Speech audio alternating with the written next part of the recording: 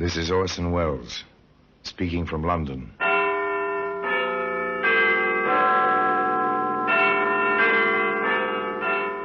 The Black Museum, a repository of death. Yes, here in the grim stone structure on the Thames which houses Scotland Yard is a warehouse of homicide, where everyday objects, a kitchen knife, a roller skate, a violin string, all are touched by murder.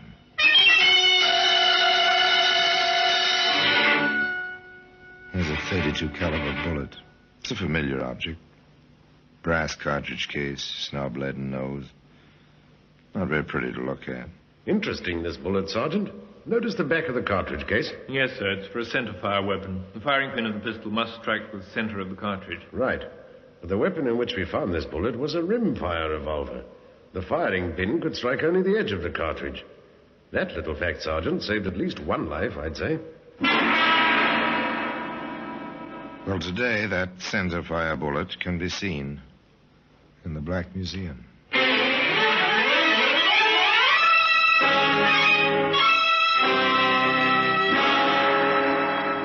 From the annals of the Criminal Investigation Department of the London Police, we bring you the dramatic stories of the crimes recorded by the objects in Scotland Yard's Gallery of Death, the Black Museum.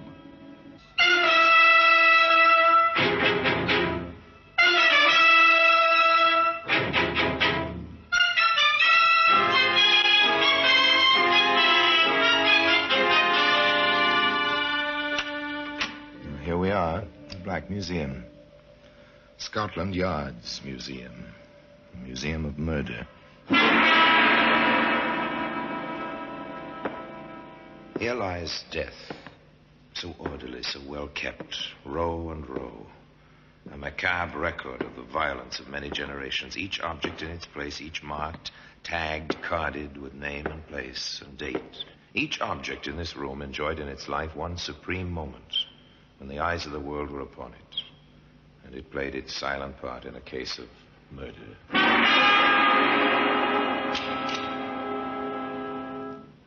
And here we are. Here's a jeweled ring, fit for a princess, but born of a mind like the Borgias.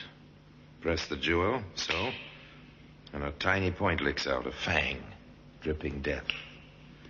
Shake hands with your enemy. Shortly thereafter, he dies. A bathtub. Yes, a bathtub. White, smooth, shining in the dimness. Once a man floated face down in this tub. He slipped or he had been pushed. Was the mark on his skull caused by striking his head as he slipped, or by a blunt weapon? In any case, he drowned. I see. The .32 caliber bullet. Even here, lying so quietly, so somberly, it's ugly. This object was made for killing. As a matter of fact, it never did kill. That's the story. It began on a London street. A dark sedan drove slowly into the stream of traffic. There were 3 young men in it. One seems quite a bit younger than the other. Even so, the car continues to cruise along.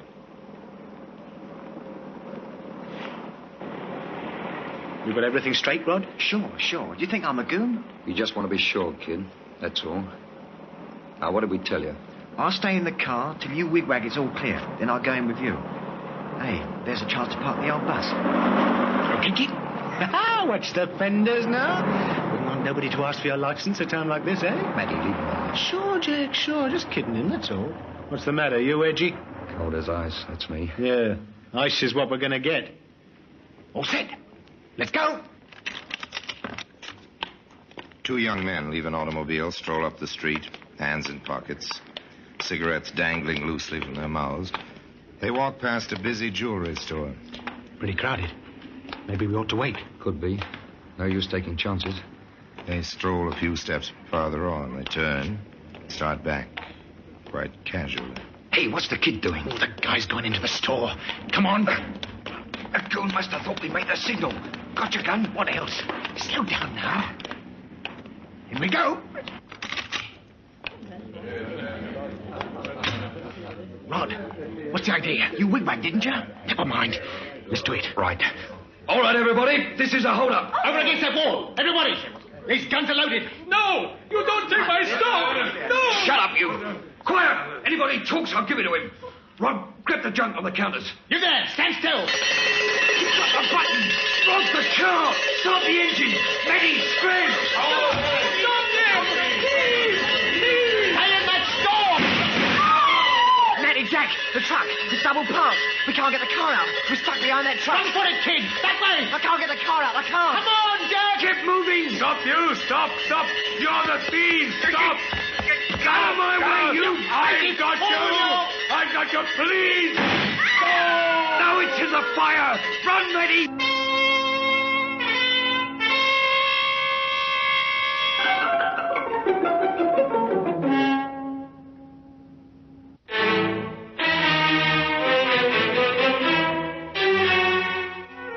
A man lay dead on the sidewalk.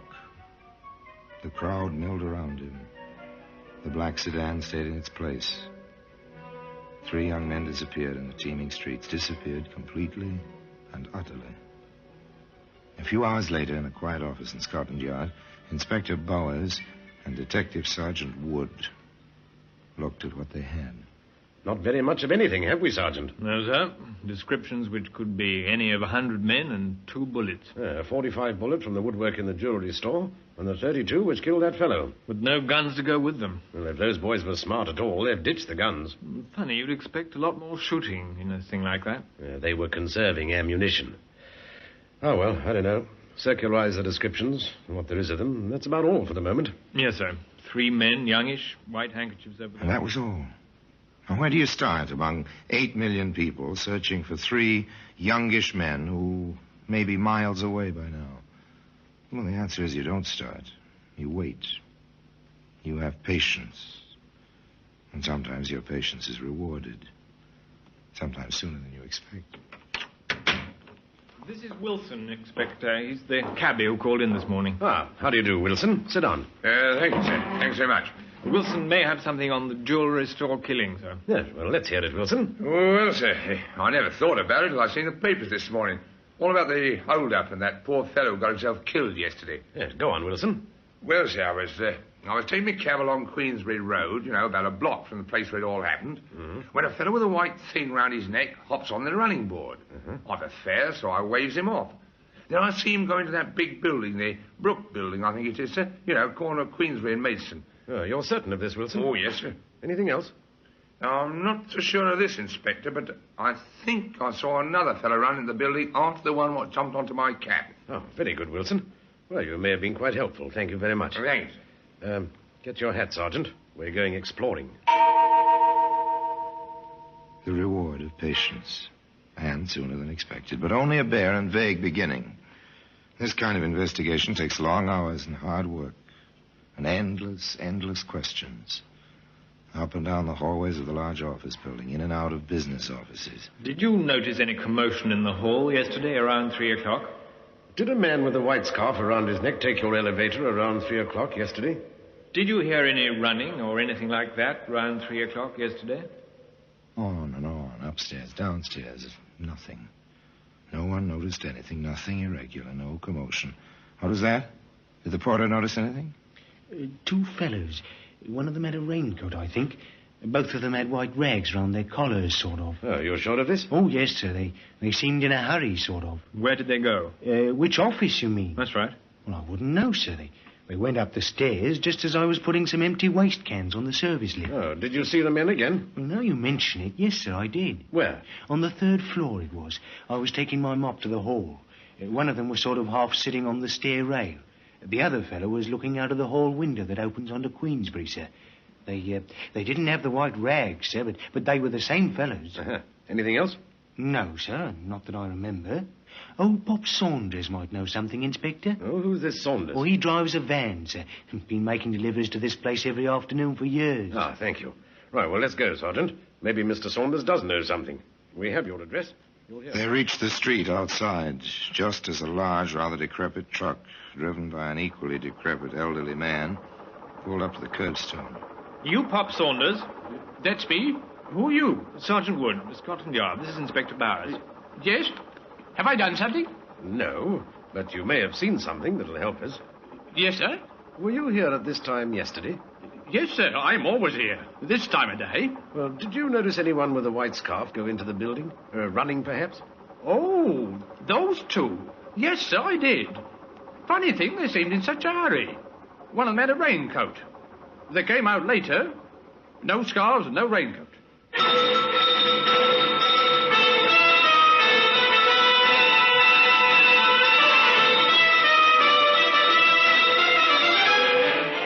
Now the search is on for a raincoat.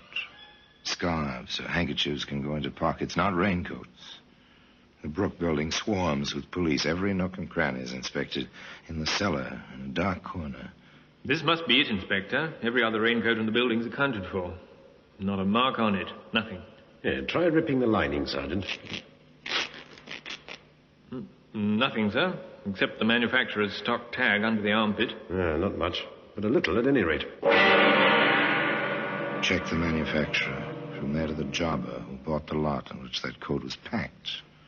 From the jobber to the retailer. It's times like this I thank heaven for rationing.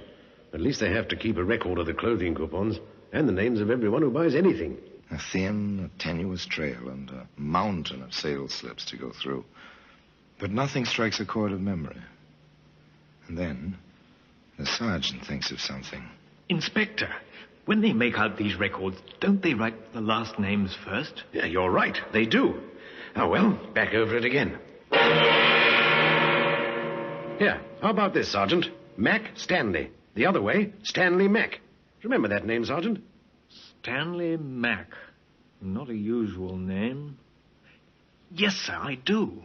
Didn't he testify at a trial about 2 years ago? He did. The trial of Jack Georgeston. He was sent away for armed robbery. First offense. Light sentence. Pal Georgeston ought to be out by now. All right, let's get his dossier over here, Sergeant, and then invite him in for a talk. It may be interesting, if nothing else. Well, today, that centerfire bullet can be seen in the Black Museum.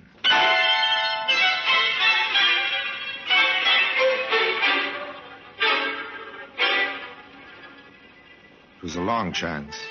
One man buys a raincoat. This man happens to be a witness at another man's trial. The defendant is sent to prison for armed robbery under circumstances similar to the case under investigation. The inspector in charge sends for the convicted man's dossier and finds.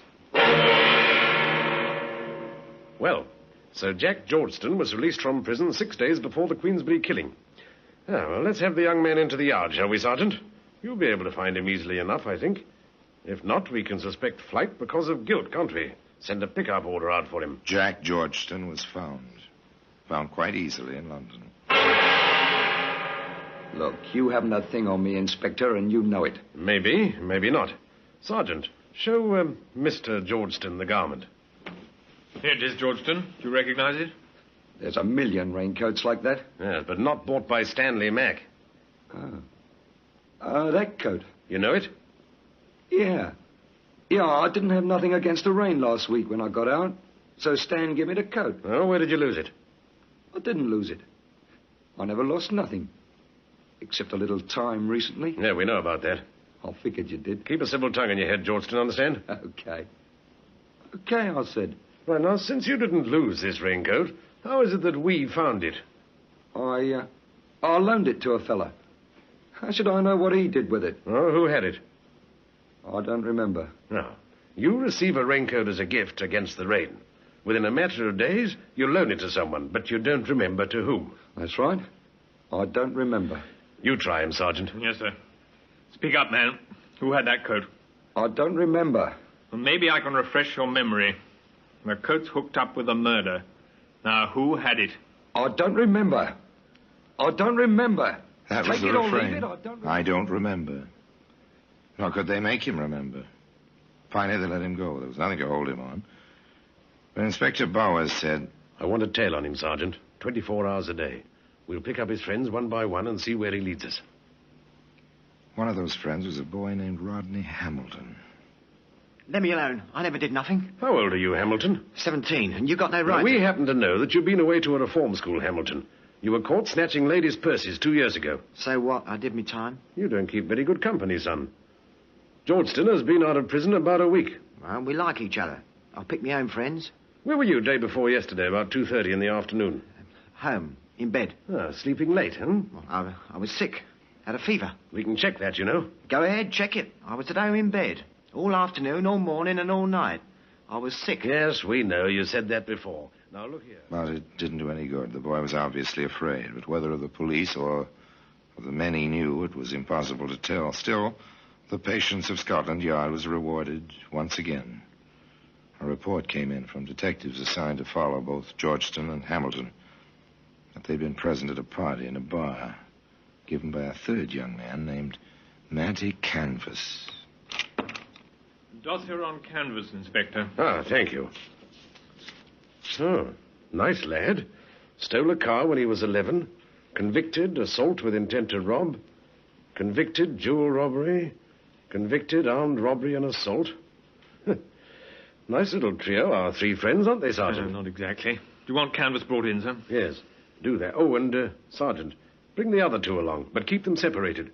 Don't let any one of them know that we have the other two.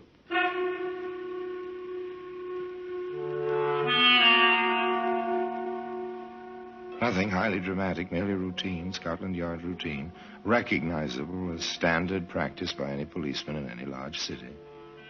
Bring him in for questioning. But it always helps to have a few facts on which to base the questions. With this in mind, and knowing their underworld, Inspector Bowers and Sergeant Wood repaired to that certain bar where Matty Canvas held parties for his friends. Nothing much here. Well, there may be. Keep your ears open.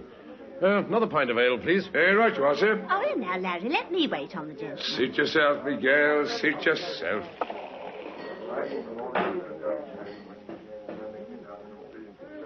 Oh, well, down the hatch. Right.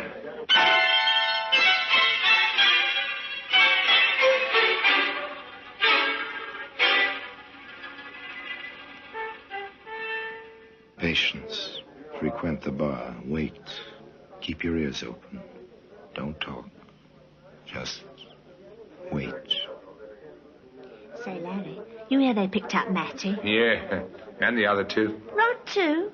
That kid? Well, I, for one, ain't sorry. Gives that place a bad name, having kids around with guns in their pockets. Not bright. Canvas ain't bright, that's for sure. Lets himself get bunked out of 5,000 quid's worth of stuff. Gets mad and works the kid like that, they're rod. Oh, well, so it goes, I always say. Another couple of pints, please, miss. Oh, yeah, sure.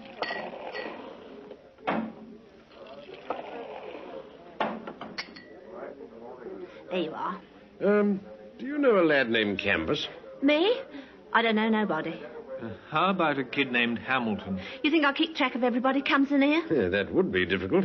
I thought I heard you mention Mr. Canvas by name. So did my friend here. Then you thought wrong. We don't encourage conversation with the elder. No, I don't suppose you do.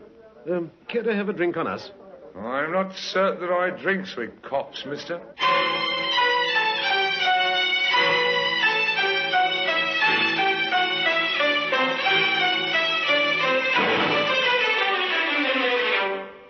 More routine ahead. More routine for the inspector and the sergeant after they left the bar.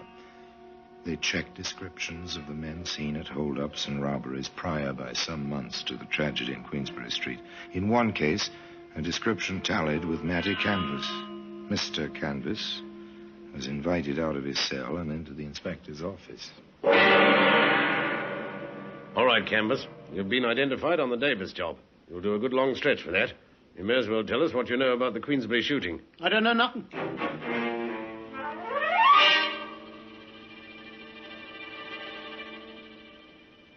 Turn King's evidence, Canvas, and you'll get off easily. Otherwise, it's a hanging matter. You can't pin that one on me. I was miles away. I can prove it.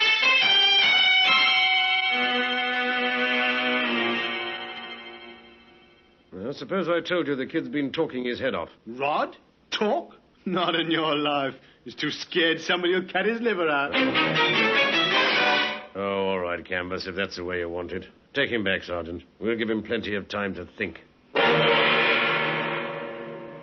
No luck with Georgeston either. But the kid, there was a chance he'd break. Just a chance. The inspector took it. Look, boy, Your pals are saying that you held a gun that killed the fellow in the Queensbury hold-up. I never had a gun. Maybe they're framing you, lad. After all, you're pretty young, 17. You won't hang. They will. So naturally, they say it was you. I didn't. I never touched the gun. Canvas says you did, that you had the 32 all the time. I never did. They can't say it. They can't. But they do. Both of them told me. Looks to us like they got together to put the job on you. Well, why shouldn't they? They might have to die. There were only 2 guns. They had them. You've got to believe that. You've got to. We don't have to believe anything except evidence. If you had the guns, if I told you where they were, I said it. I didn't mean to talk. I did.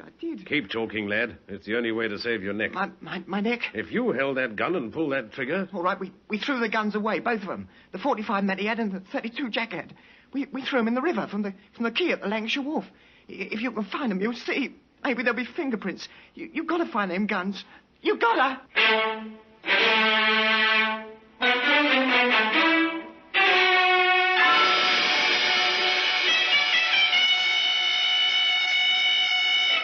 Ballistic report, Inspector. The 45 fired the bullet we found in the woodwork. The 32 killed the man in the street. And it's funny, half the cartridges in the 32 were rimfire. The other half was centerfire. Those didn't go off. If they had, chances are there'd have been a lot more murder. And today, if you're interested, you can find that centerfire bullet in a place of honor in the Black Museum.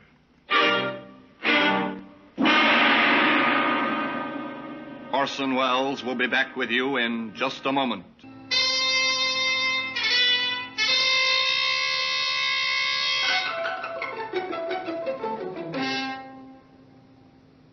It's an accepted fact in police work that 80% of the occupants of our prison either were taught there or talked themselves there.